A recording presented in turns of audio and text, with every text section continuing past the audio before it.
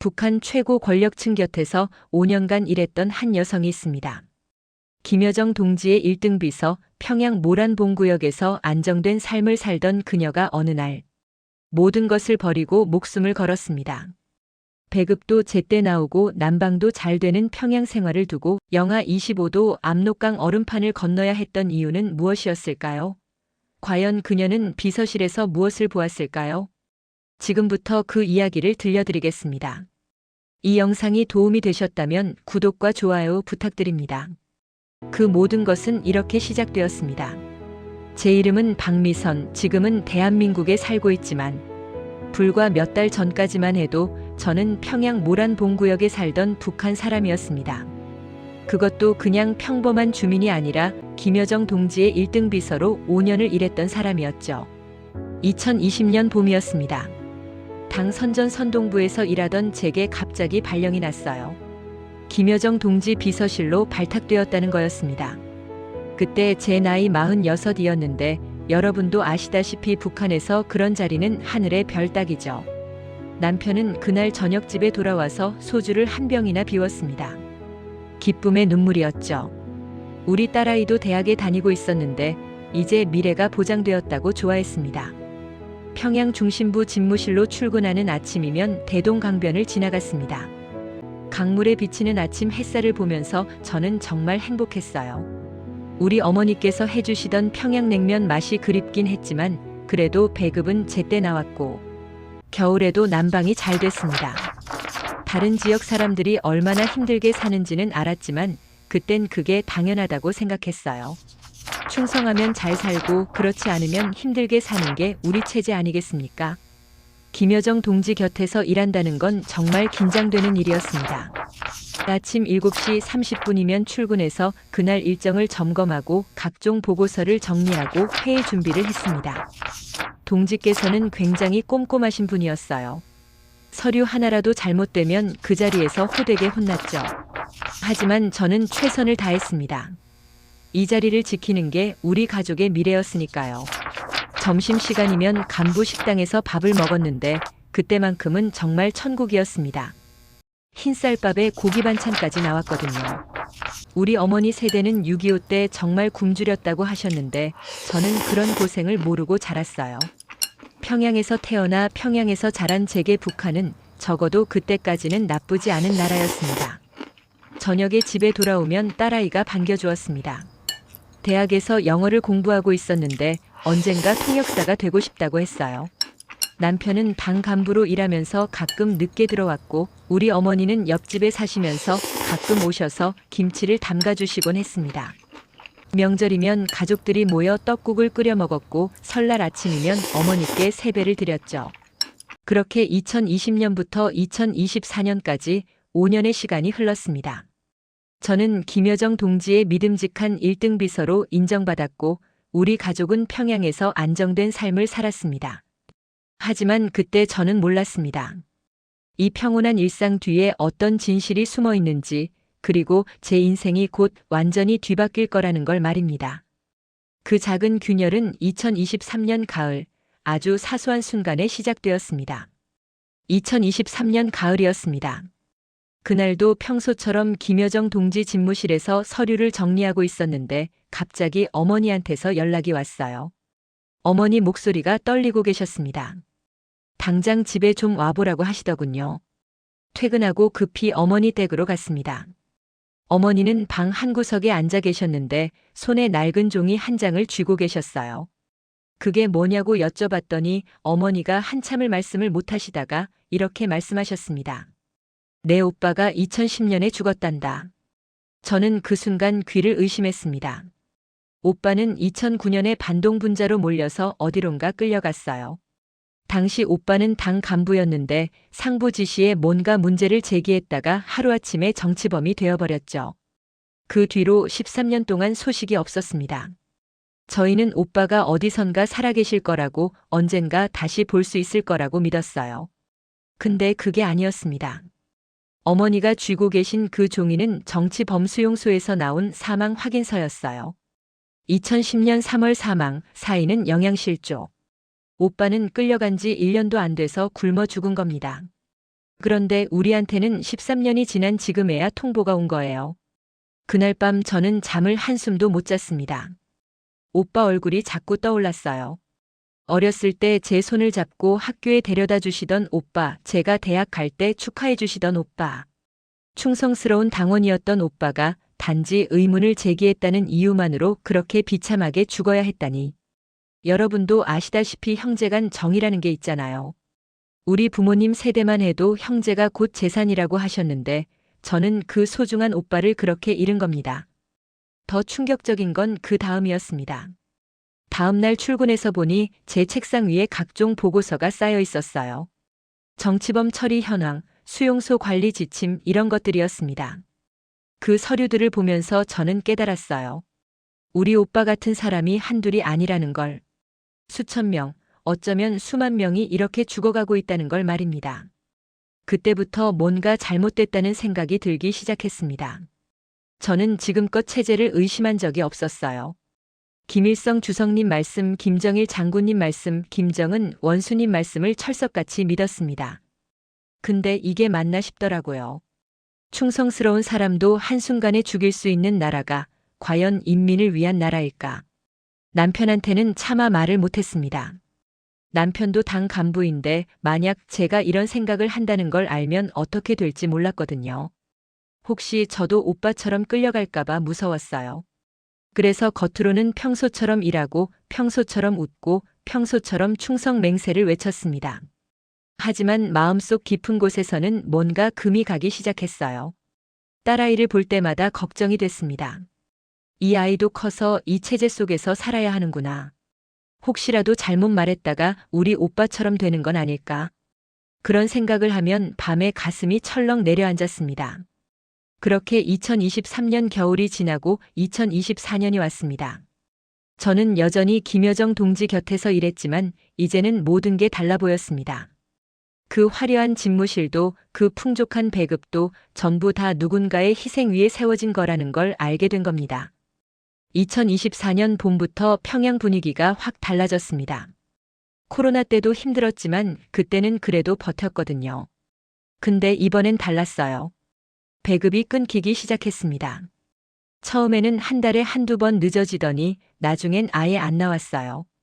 김여정 동지 비서실에서 일하는 저 같은 사람도 배급이 제때 안 나오는데 일반 주민들은 어떻겠습니까?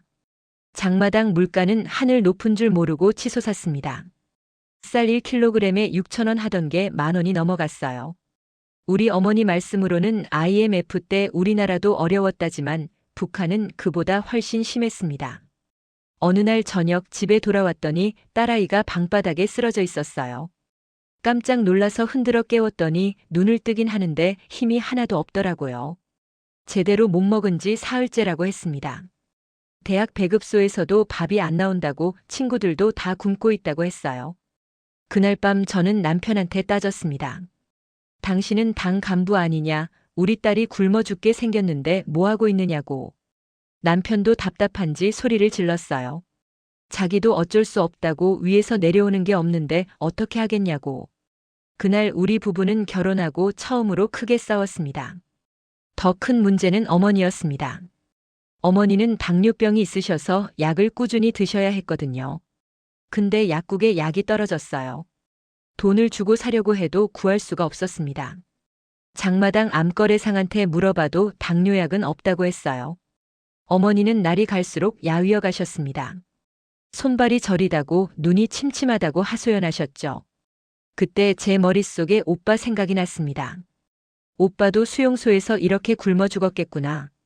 약도 없고 밥도 없고 그렇게 서서히 죽어갔겠구나. 그 생각을 하니까 견딜 수가 없었어요. 김여정 동지 집무실에서는 여전히 풍족했습니다. 간부 식당에는 고기가 나왔고 과일도 있었어요. 저는 그 밥을 먹으면서 죄책감이 들었습니다. 우리 딸은 굶고 있는데 나는 여기서 이렇게 배불리 먹고 있구나. 이게 맞나 싶었어요. 어느 날 동지께서 회의 자료를 준비하라고 하셨습니다. 인민생활 안정화 방안이라는 제목이었어요. 자료를 정리하면서 보니까 내용이 가관이었습니다. 배급을 정상화하겠다, 장마당 물가를 안정시키겠다, 다 거짓말이었어요. 실제로는 아무것도 안 하면서 보고서에만 그렇게 쓰는 겁니다. 그때 깨달았습니다. 이 사람들은 인민을 생각하지 않는구나. 우리 같은 일반 주민이 굶어 죽든 말든 상관없구나. 그저 자기네들 배만 채우면 되는 거구나. 여러분도 아시다시피 부모 마음이라는 게 있잖아요. 자식이 굶는 걸 보면 가슴이 찢어지거든요. 저는 그 순간 결심했습니다. 이 나라에서는 우리 딸을 살릴 수 없다고. 2024년 여름 평양 거리에는 사람들이 눈에 띄게 줄었습니다. 다들 집에서 굶주리고 있었던 거예요. 예전엔 그래도 명절이면 거리에 사람들이 나왔는데 이젠 그것도 없었어요.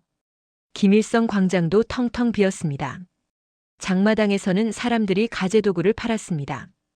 이불, 냄비, 심지어 옷까지. 먹을 게 없으니까 집에 있는 거라도 팔아서 쌀을 사는 거예요. 저도 몰래 금반지 하나를 팔았습니다. 결혼할 때 남편이 준 건데 그걸 팔아서 쌀 10kg을 샀어요. 딸아이한테 밥을 먹이려고요. 그해 가을 어머니가 쓰러지셨습니다. 당뇨 합병증이었어요. 병원에 모셔갔지만 약도 없고 의사 선생님도 손을 못 쓴다고 했습니다. 그냥 집에서 편히 계시라고 하더군요. 저는 어머니 손을 잡고 울었습니다. 어머니는 제 손을 꼭 잡으시면서 이렇게 말씀하셨어요. 미선아, 내가 살 길을 찾아라. 딸아이만이라도 살려라. 그때부터 저는 본격적으로 탈북을 생각하기 시작했습니다. 이대로는 우리 모두 죽는다. 딸을 살리려면 이 지옥 같은 곳에서 벗어나야 한다. 그 생각뿐이었습니다. 2024년 12월이었습니다. 평양에도 눈이 내리기 시작했고 겨울 추위가 매서웠어요. 난방도 제대로 안 되는 집에서 딸아이는 이불을 뒤집어 쓰고 떨고 있었습니다. 어머니는 병상에 누워 계셨고 저는 매일 출근해서 김여정 동지 곁에서 일했죠. 그날도 평소처럼 집무실에서 서류를 정리하고 있었습니다. 그런데 동지께서 급히 외출하시면서 책상 위에 문건 하나를 놓고 가셨어요. 보안 등급이 높은 빨간 도장이 찍힌 서류였습니다. 호기심에 슬쩍 봤는데 그 내용을 보는 순간 온몸에 소름이 돋았습니다. 인민통제 강화 방안이라는 제목이었어요. 내용인즉슨 굶주리는 주민들을 어떻게 통제할 것인가에 대한 지침이었습니다. 배급을 늘리는 게 아니라 불만을 가진 사람들을 어떻게 색출하고 처벌할 것인가. 장마당 단속을 강화하고 탈북 시도자는 즉결 처형하라는 내용도 있었어요. 거기에는 이런 구절도 있었습니다. 인민은 방해 도구이며 순종하지 않는 도구는 교체한다. 그 문장을 읽는 순간 제 심장이 멎는 줄 알았습니다. 우리는 사람이 아니라 도구였구나. 저도 우리 딸도 굶어 죽어가는 어머니도 전부 다 그저 도구일 뿐이구나. 여러분도 아시다시피 사람은 도구가 아니잖아요. 우리 부모님 세대도 6.25 때 고생하셨지만 그래도 사람 대접은 받으셨다고 하셨거든요. 근데 이 나라는 아니었습니다. 그날 저녁 집에 돌아와서 남편에게 물었습니다. 당신은 이 체제가 옳다고 생각하느냐고. 남편은 깜짝 놀라며 입을 막았어요.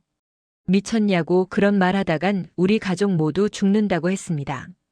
맞는 말이었어요. 하지만 저는 이미 결심했습니다.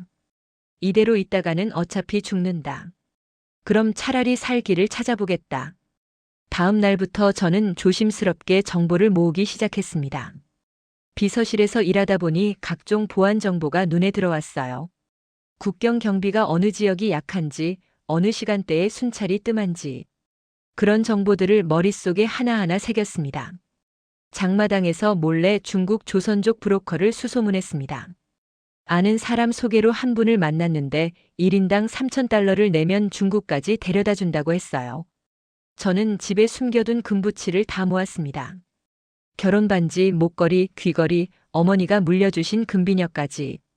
전부 팔아서 돈을 만들었어요. 가장 힘든 건 어머니한테 말씀드리는 거였습니다. 병상에 누워 계신 어머니께 조심스럽게 말씀드렸어요. 어머니, 저 딸아이 데리고 중국 좀 다녀오겠습니다. 친척 좀 만나고 올게요. 거짓말이었죠. 어머니는 다 아셨을 겁니다. 제 손을 꼭 잡으시더니 이렇게 말씀하셨어요. 가거라, 살아라. 내 오빠처럼 되지 말고 살아남아라. 그날 밤 어머니 손을 잡고 한참을 울었습니다. 이게 마지막이 될 수도 있다는 걸 알았거든요. 어머니 얼굴을 주름진 손을 다 기억해 두려고 했어요. 어머니는 제 머리를 쓰다듬으시며 웃으셨습니다. 걱정하지 말라고 어머니는 괜찮다고. 딸아이한테는 솔직하게 말했습니다. 우리 탈북한다. 목숨 걸고 중국 가서 한국까지 가는 거다. 딸아이는 놀라긴 했지만 고개를 끄덕였어요. 엄마, 저도 이 나라에서는 못 살겠어요. 가요, 같이 가요. 25살 딸아이가 그렇게 말하는 걸 보니 가슴이 아팠습니다. 남편한테는 끝까지 말하지 못했습니다. 남편은 당 간부였고 체제에 충성하는 사람이었어요. 만약 알면 말리게 뻔했죠. 그래서 그냥 친척 집 간다고만 했습니다. 남편은 의심스러운 눈초리로 봤지만 더 이상 묻지 않았어요. 2024년 12월 20일. 크리스마스가 며칠 안 남은 날이었습니다. 저는 마지막으로 대동강을 바라봤어요. 어렸을 때부터 보던 강물, 어머니 손잡고 걷던 강변. 이제 다시는 못 볼 수도 있다는 생각에 눈물이 났습니다. 고향 땅을 떠난다는 게 이렇게 아픈 줄 몰랐어요. 하지만 딸을 살려야 했습니다. 그게 엄마의 의무니까요. 2025년 1월 5일 새벽이었습니다. 평양역에서 신의주행 기차를 탔어요. 딸아이 손을 꼭 잡고 탔는데 손이 얼음장처럼 차가웠습니다. 저도 떨렸고 딸아이도 떨렸어요. 두려움 때문이었죠. 기차 안은 꽁꽁 얼어붙었습니다. 난방이 안 돼서 승객들이 다 코트를 껴입고 있었어요. 창밖으로 보이는 북한 땅이 하나하나 지나갔습니다. 논밭, 마을, 산. 제가 태어나고 자란 이 땅을 이제 다시는 못 볼 수도 있다는 생각에 가슴이 먹먹했어요. 신의주에 도착한 건 다음 날 오후였습니다. 브로커가 미리 말해준 장소로 갔어요. 낡은 여인숙 뒤편이었는데 거기서 조선족 안내인을 만났습니다. 50대쯤 되어 보이는 남자였는데 말수가 적었어요. 그냥 따라오라고만 했습니다. 그날 밤까지 기다렸습니다. 영하 20도가 넘는 추위였어요. 손발이 얼어 터질 것 같았습니다. 안내인이 말했어요. 밤 11시에 출발한다고 강이 얼어붙었으니 걸어서 건너간다고. 총소리 나도 절대 뒤돌아보지 말라고 했습니다. 11시가 되었습니다. 우리는 여인숙을 빠져나와 강변으로 향했어요. 어둠 속에서 압록강이 보였습니다. 넓고 하얀 얼음판이었어요. 저 건너편이 중국이구나. 살 수 있는 곳이구나. 그 생각을 하니 다리가 후들거렸습니다. 안내인이 신호를 보냈어요. 가자고. 저는 딸 손을 꼭 잡고 얼음판 위에 발을 디뎠습니다. 미끄러웠어요. 한 걸음 한 걸음 조심스럽게 걸었는데 얼음 밑에서 강물 흐르는 소리가 들렸습니다. 혹시 얼음이 깨지면 어쩌나 그 생각에 온몸이 떨렸어요. 딸아이가 중간쯤에서 주저앉았습니다. 엄마, 무서워요. 못 가겠어요.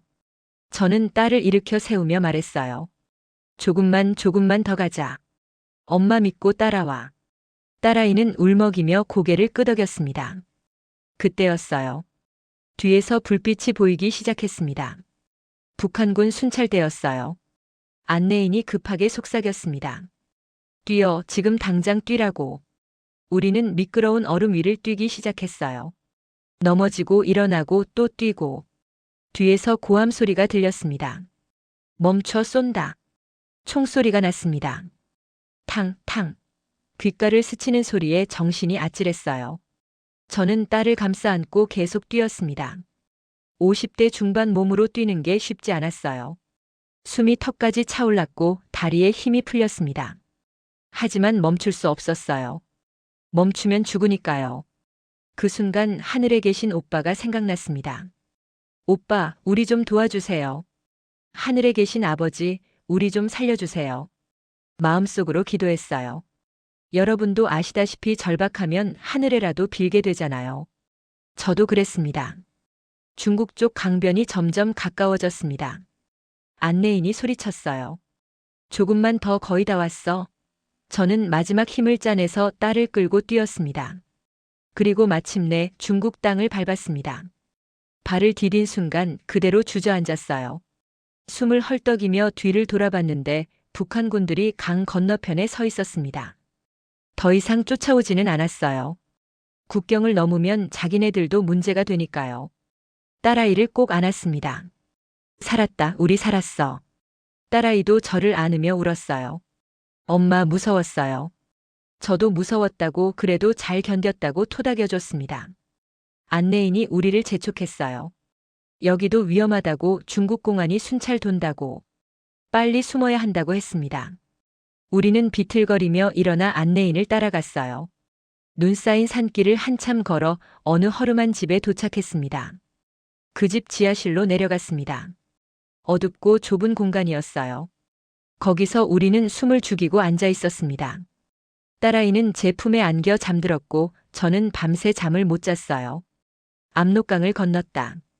북한을 벗어났다. 하지만 이게 끝이 아니라는 걸 알았습니다.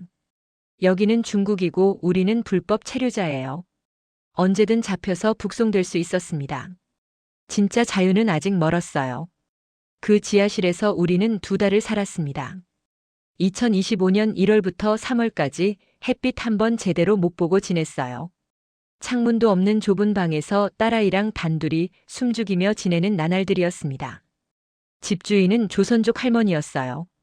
70대쯤 되셨는데 우리를 보시더니 안쓰럽다고 하셨습니다. 같은 핏줄 아니냐고 도와주는 게 당연하다고 하시더군요. 할머니는 하루 2끼 밥을 갖다 주셨어요. 중국 음식이라 처음엔 입에 안 맞았지만 굶는 것보단 나았습니다. 낮에는 절대 밖에 나갈 수 없었어요. 중국 공안이 수시로 단속을 한다고 했습니다. 탈북자를 잡으면 북한으로 송환하거든요. 북송되면 정치범수용소에 가는 건 시간 문제였어요. 특히 저처럼 김여정 동지 비서실에서 일하던 사람이 탈북했다는 게 알려지면 그냥 죽는 거나 마찬가지였습니다. 지하실은 춥고 습했어요. 벽에서 곰팡이 냄새가 났고 이불도 눅눅했습니다. 딸아이가 기침을 하기 시작했어요. 감기 기운이 있는 것 같았는데 병원에 갈 수도 없었습니다. 신분증이 없으니까요. 할머니가 약국에서 감기약을 사다 주셨지만 별로 나아지지 않았어요. 밤에는 딸아이를 안고 누워있으면서 생각했습니다. 우리가 지금 뭘 하고 있는 건가? 북한에서는 굶주렸고 여기서는 갇혀 지내고 이게 자유인가 싶었어요. 하지만 포기할 수는 없었습니다. 여기서라도 버텨야 한국에 갈 수 있으니까요. 할머니는 가끔박 소식을 전해주셨어요. 최근에도 탈북자 여러 명이 공안에 잡혔다고 북송됐다고 하셨습니다. 그 얘기를 들을 때마다 등골이 오싹했어요. 우리도 언제든 잡힐 수 있다는 생각에 밤에 잠을 못 잤습니다. 2월 중순쯤 할머니가 좋은 소식을 가져오셨어요. 한국 선교사님을 연결해 줄 수 있다고 하셨습니다. 그분들이 탈북자들을 도와서 한국까지 보내준다고요. 저는 할머니 손을 꼭 잡고 감사하다고 했어요. 할머니는 우리 손을 토닥이시며 말씀하셨습니다. 같은 조선 사람끼리 도와야지 뭘 그러냐고. 며칠 후 선교사님이 오셨습니다. 한국 분이셨는데 중국에서 탈북자 구조 활동을 하신다고 했어요. 우리 이야기를 듣고 나서 이렇게 말씀하셨습니다. 어머니 많이 힘드셨죠? 이제 곧 한국 가실 수 있을 겁니다. 그 말을 듣는 순간 눈물이 터졌어요. 선교사님은 루트를 설명해 주셨습니다. 중국에서 라오스로 가고 라오스에서 태국으로 간 다음 태국 한국 대사관에 가면 된다고 하셨어요. 거기서 난민 신청을 하면 한국으로 갈 수 있다고요. 육로로 가야 하니까 1달 정도 걸린다고 했습니다. 비용도 말씀해 주셨어요. 1인당 2,000달러 정도 든다고 하셨는데 저희는 돈이 부족했습니다. 선교사님은 괜찮다고 교회에서 지원해 줄 수 있다고 하셨어요. 저는 정말 감사했습니다. 여러분도 아시다시피 어려울 때 도와주는 사람이 진짜 은인이잖아요. 선교사님은 저희한테 은인이셨습니다. 3월 초 드디어 출발 날짜가 정해졌습니다. 3월 10일에 출발한다고 했어요. 할머니한테 작별 인사를 드렸습니다. 할머니는 우리를 꼭 안아주시면서 잘 가라고 한국 가서 잘 살라고 하셨어요. 저는 할머니께 절을 올렸습니다. 목숨을 구해주신 분이니까요. 지하실을 나서면서 마지막으로 한번 둘러봤어요. 2달 동안 갇혀 지냈던 곳. 춥고 어둡고 습한 곳이었지만 우리를 지켜준 곳이기도 했습니다. 이제 여기를 떠나 한국으로 가는 겁니다. 딸아이한테 물었어요. 무섭니게? 딸아이가 고개를 저으며 말했습니다. 아니요, 엄마. 엄마랑 같이 있으면 안 무서워요. 그 말에 저도 용기가 났습니다. 그래, 우리 끝까지 함께 가자. 밤중에 차를 타고 중국 남쪽으로 향했습니다. 긴 여정의 시작이었어요. 중국에서 라오스까지는 버스를 타고 사흘을 갔습니다. 2025년 3월 중순이었어요. 비포장도로를 달리는 버스 안에서 딸아이랑 저는 멀미를 했습니다. 토하고 어지럽고 정말 힘들었어요. 하지만 참아야 했죠. 한국에 가려면 이 길을 가야 하니까요. 라오스 국경을 넘을 때가 가장 무서웠습니다. 브로커가 위조 여권을 주면서 조용히 있으라고 했어요. 세관 직원이 여권을 보더니 뭔가 수상하다는 표정을 지었습니다. 식은땀이 났어요. 혹시 들키면 어쩌나. 다행히 브로커가 돈을 건네주니까 직원이 그냥 통과시켜줬습니다. 뇌물이었죠. 라오스에서는 하루 묵었습니다. 낡은 여관방에서 쉬었는데 딸아이가 배가 아프다고 했어요. 설사를 했습니다. 물을 잘못 먹은 것 같았어요. 약도 없고 병원도 갈 수 없고. 저는 딸 이마를 짚어보며 기도했습니다. 하늘에 계신 오빠, 우리 딸 좀 지켜주세요. 다음 날 새벽 다시 버스를 탔습니다. 라오스에서 태국으로 가는 길이었어요. 국경을 넘을 때 또 긴장했지만 이번엔 무사히 통과했습니다. 태국 땅을 밟았을 때 조금 안심이 됐어요. 이제 한국 대사관만 가면 되니까요. 방콕까지는 또 이틀이 걸렸습니다. 버스를 2번 갈아타고 배도 탔어요. 몸은 지칠 대로 지쳤지만 희망이 보이니까 견딜만 했습니다. 딸아이도 힘들어했지만 조금만 참자고 했어요. 방콕에 도착한 건 3월 23일이었습니다. 큰 도시였어요. 차들이 많고 사람들이 많고 건물도 높았습니다. 북한에서는 평양만 이 정도였는데 태국은 어딜 가도 다 발전돼 있더라고요. 저는 놀라면서도 한편으로는 슬펐어요. 북한은 왜 이렇게 못 사는 걸까 그런 생각이 들었습니다. 브로커가 우리를 한국 대사관 근처까지 데려다 줬어요. 여기서부터는 혼자 가야 한다고 했습니다. 대사관 정문으로 들어가서 난민 신청을 하면 된다고 알려줬어요. 저는 브로커에게 감사하다고 인사했습니다. 그분도 우리를 살려준 은인이니까요. 대사관 정문 앞에 섰을 때 다리가 떨렸습니다. 저 문만 들어가면 대한민국 땅이나 마찬가지라고 했어요. 진짜 자유를 찾는 거라고요.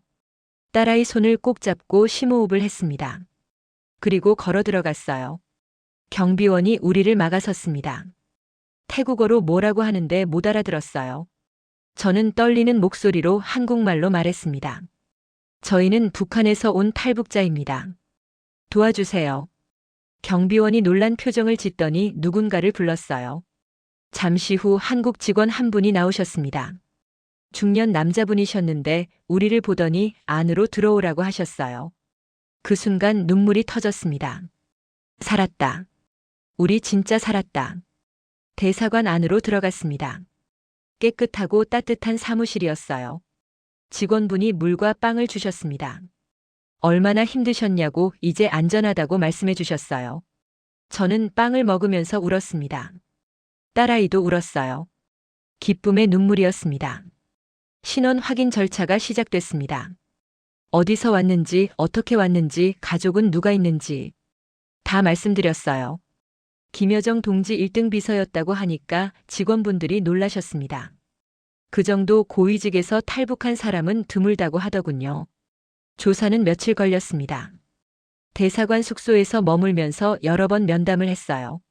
북한 체제에 대한 것, 김여정 동지에 대한 것, 탈북 과정에 대한 것, 다 솔직하게 말했습니다. 3월 말 드디어 결과가 나왔습니다. 대한민국 국민으로 보호받을 수 있다고 일주일 안에 한국행 비행기를 태워주겠다고 했어요. 그 말을 듣는 순간 가슴이 벅차올랐습니다. 4월 5일 비행기 탑승 날이었습니다. 대사관 직원분들이 공항까지 배웅해 주셨어요. 비행기에 오르면서 창밖을 봤습니다.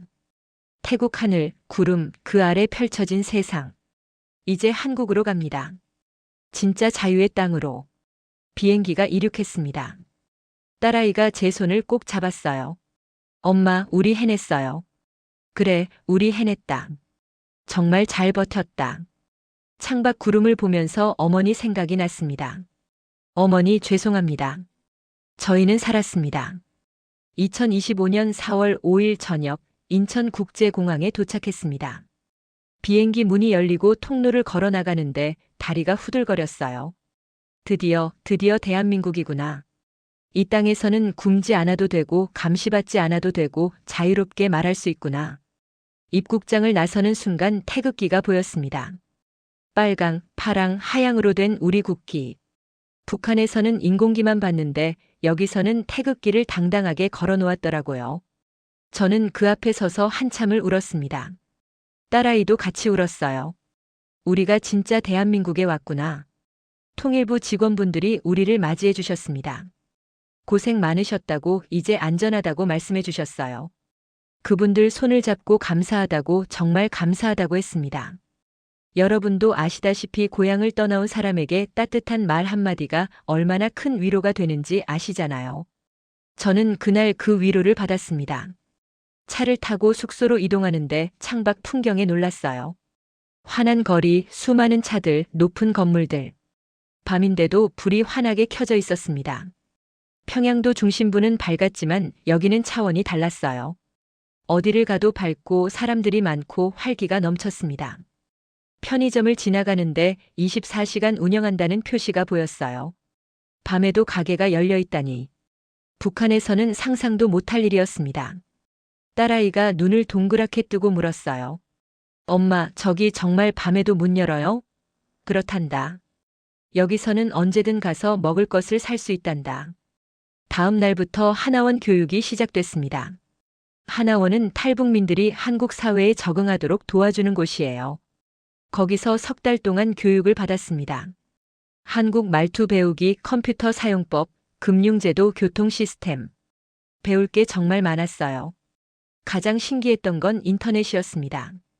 북한에서는 상상도 못할 일인데 여기서는 손가락 몇 번 누르면 세상 모든 정보를 볼 수 있었어요. 저는 처음으로 검색을 해봤습니다. 북한 소식, 김정은 탈북자. 그동안 몰랐던 진실들이 쏟아져 나왔습니다. 마트에 처음 갔을 때도 충격이었어요. 온갖 물건들이 가득했습니다. 과일, 채소, 고기, 생선, 과자, 음료수. 선택지가 너무 많아서 뭘 사야 할지 몰랐어요. 북한에서는 배급으로 주는 것만 먹었는데 여기서는 내가 원하는 걸 골라서 살 수 있다니. 눈물이 날 정도로 감사했습니다. 언어도 달랐어요. 북한에서는 동무라고 했는데 여기서는 친구라고 하더라고요. 엄마를 어머니라고 부르고 반말보다 존댓말을 많이 쓰고. 처음에는 어색했지만 조금씩 익숙해졌습니다. 제일 힘든 건 어머니 생각이었습니다. 밤마다 꿈에 어머니가 나타나셨어요. 북한에 혼자 계실 어머니, 병원 중이신데 저는 여기서 이렇게 잘 먹고 지내고 있다는 게 죄책감이 들었습니다. 딸아이한테 말했어요. 우리 통일되면 할머니 모시러 가자.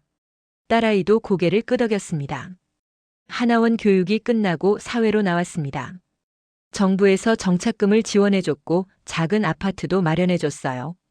딸아이는 대학 입학 준비를 시작했습니다. 한국 대학에 가고 싶다고 열심히 공부하겠다고 했어요. 저는 탈북민 정착지원센터에서 일을 시작했습니다. 저처럼 북한에서 온 분들을 도와주는 일이에요. 제 경험을 나누고 조언을 해주고 함께 울고 웃습니다.